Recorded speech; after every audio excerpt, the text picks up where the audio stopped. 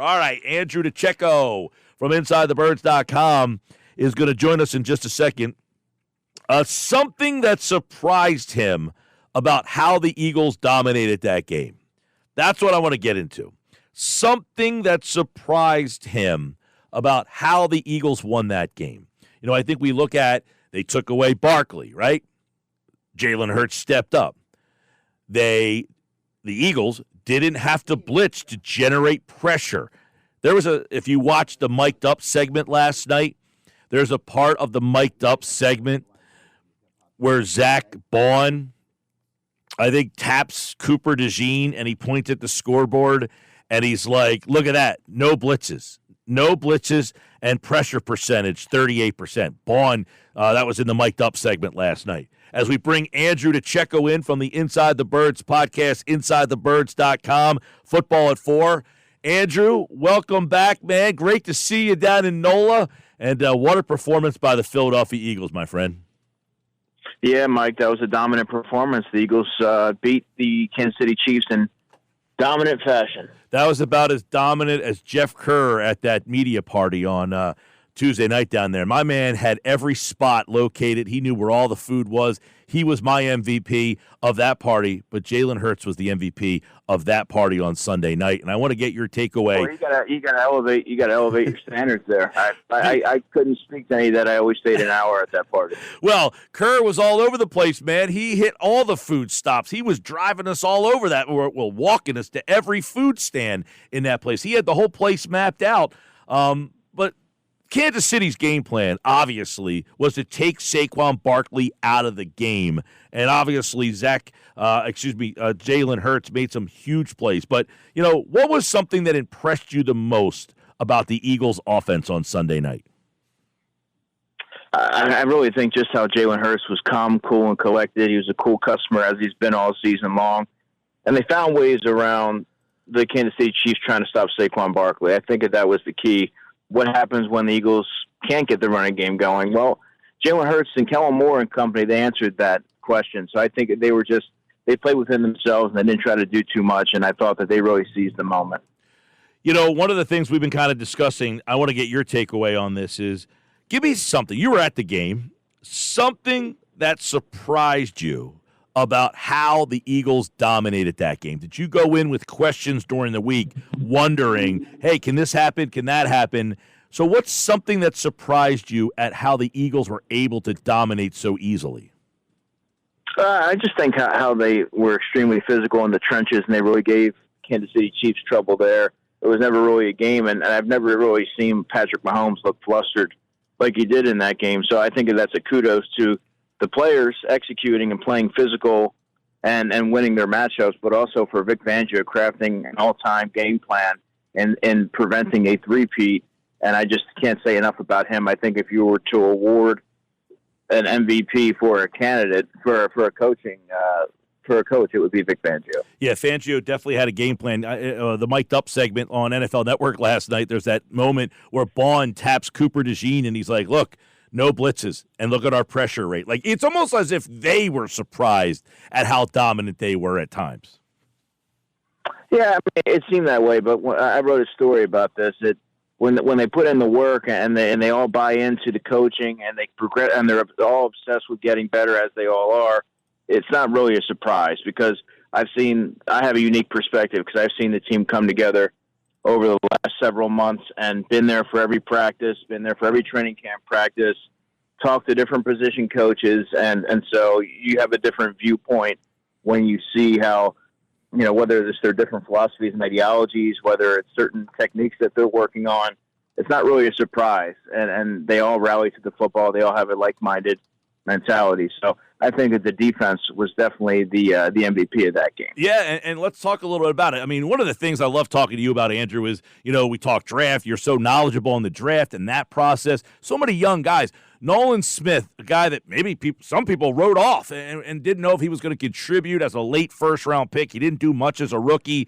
You know, he said after the game, I want more from Vic Fangio. I want everything that he has. I want all the knowledge he has, and I want to keep learning and keep learning. It shows that we heard all the rumors and reports about him not meshing with the Miami players. That seems to be the exact opposite here. Yeah, and again, as I wrote, it takes a certain makeup from players to have that kind of buy-in and to be willing to be coached hard. I think working in the Eagles' favor is that they have a lot of players who are coming from winning programs, or they're all obsessed with the continuous improvement. You don't often see that. And I think when you're looking at it in terms of the Eagles having the youngest defense, it makes it all the more remarkable that they are able to adapt and really immerse themselves in a coordinator and his scheme that's very demanding, and he's very authoritative and all those things. So I think that's a testament to the players and their willingness to be coached hard. Talking with Andrew DiCecco from InsideTheBirds.com, and two guys who maybe aren't as high profile, but I want to get your take on how the game was changed by Milton Williams and JoshSweat. Yeah, JoshSweat. I mean, you could also make an argument for him for MVP. 2.5 sacks. Both of his full sacks came when the game was still hanging in the balance there briefly. I mean, look, he helped himself immensely. I think he's going to get paid on the open market. You step up in a big game like that, a lot of teams are going to be lining up to kind of throw the bag your way. Same thing goes for Milton Williams, just physical, dominant in the interior. It's been that way all season. Again, this shouldn't be really a surprise if everyone's been paying attention. He's just been dominating his matchups, and I think that, when he's kind of been thrust into a more prominent role, he's answered the bell every time. He's handled it, and I think that Milton Williams is definitely going to be a player that I think is going to command a ton of money, in particular on the open market. Yeah, and then, of course, there's Zach Bond, who's a free agent as well. He comes up with the interception and really just kind of showed how important that position was. 2 years ago, TJ Edwards was there, had a nice year. They go to the Super Bowl, and then they get Bond back. Do you think they will prioritize bringing Bond or any one of those three back, or do you anticipate them three guys getting too much on the open market to return? I think Bond will be a priority just because they've played linebacker carousel long enough, and I believe that that's going to be – I don't want to say he's a homegrown talent, but he's somebody that Howie Roseman and Vic Fangio identified. So there's going to be an attachment there, and they want to see that growth and development through. What he's been able to accomplish in just a matter of months working with Vic, I think, has been nothing short of spectacular. And I imagine the Eagles are going to continue to build on that. They also have CooperDeJean there, who's going to continue to grow, and they have a good tandem. They work really well in tandem together. So I think he's going to be a high priority. Yeah, we'll see, because if somebody, I think TJ Edwards got about $7-8 million, somewhere in that range, and the Eagles said too much for our blood. So we'll see if they decide to go a little bit higher this time on Zach Bond. I want to get your take on CooperDeJean and Quinyon Mitchell as they came in. What did they do to change the secondary? Well, they bring youth, they bring speed, they bring athleticism, and they bring ball skills to different degrees. I think CooperDeJean has more natural ball skills than Quinyon Mitchell, but yeah, they just add a lot more range and speed and optionality to the back end, and you got to give them credit too, because that's not an easy scheme to learn as a rookie, and a lot of times playing those positions, I think Cooper plays the toughest position on the defensive side of the ball. For him to be able to grasp it like he did, and that speaks to his football IQ and all the draft pundits saw and what made him such a highly coveted prospect. And for Quinyon Mitchell, he's already a lockdown corner. So talent matters, but also being able to have that high level of football IQ and grasp the intricacies of a pretty complex defense. I think that speaks to where they are in terms of their understanding of an NFL defense. Well, and Andrew, you wrote about it over at InsideTheBirds.com that the D was kind of built for a blowout here. And the way that they kind of at it, these young athletes up front that they were able to get to the quarterback without having to blitz. You got contributions from the linebacker spot, and then the back end was so active. It just set up where really you look around, they don't have a weak spot on the defense. There's not a weak spot on this roster, and they have some depth as well. It is truly a special roster. Yeah, and I think to take this a step further, players that have been tapped on the shoulder to go in at a moment's notice, like the Isaiah Rodgers of the world, like the Oren Burks. I mean, those guys are unsung heroes, but I'm going to mention them now because they don't get talked about nearly enough, and they've all played critical roles in helping the defense. They've navigated rough patches when Slay's been out, when Quinyon Mitchell's been out. Isaiah's been in there making plays on the football. When remember when CooperDeJean left, that's a huge void there. Oren Burke stepped in and made a ton of plays. And I know that there were a lot of people after that Green Bay game that wanted Jeremiah Trotter Jr. in there. The Eagles stuck with the course. They know their veteran, and he made a ton of big plays for the Eagles down the postseason. Jalix Hunt, another classic example. A lot of folks expected him to be a redshirt player. He stepped in and he made a ton of plays. So it's beyond their stars playing well. That's also very important. They've also got a lot of contributions from complementary pieces that made it all possible. Yeah, and I want to get your thoughts.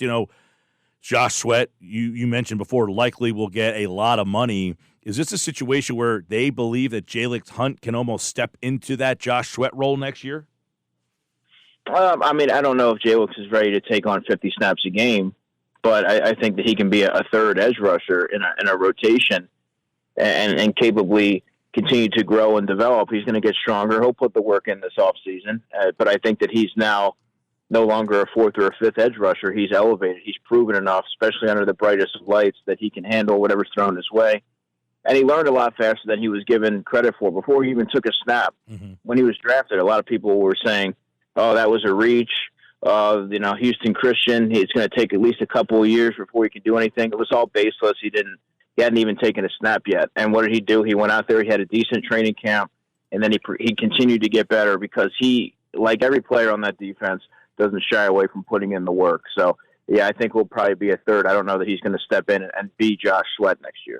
We'll leave Andrew DiCecco with this. I know the Eagles are doing their locker stuff today, so he's got to get back in there, spending a couple of minutes with us here on Football at 4. Kellen Moore is out. Thoughts on replacing him? Any thoughts in your mind on internal candidate or maybe somebody outside the building in your mind? Internal would be Kevin Patullo. If they went that route, he's Nick Sirianni's right-hand man. He oversees the passing game. And he holds a prominent role, and he's highly regarded inside that building. Whether or not they look on the outside, there's a couple candidates I'm keeping my eye on. I'm going to save that for my podcast or my story and expand on that a little bit more. But internally, it would be Kevin Patullo. All right, we'll keep our eye on that because that will be the first big decision that Howie Roseman has to make in the offseason before free agency gets here. And, of course, we'll have Andrew on to get you ready for the NFL draft. The Eagles will pick number 32 as Super Bowl champions. Andrew, I guess that locker room party was pretty wild, huh? Yeah, it was. Definitely. All right, man. Well, welcome back. And, of course, we'll get you ready for the draft in the offseason with Andrew here on Football at 4. Thanks, man. All right, Mike. Be good. All right. Read his recap on the Super Bowl locker room over at InsideTheBirds.com.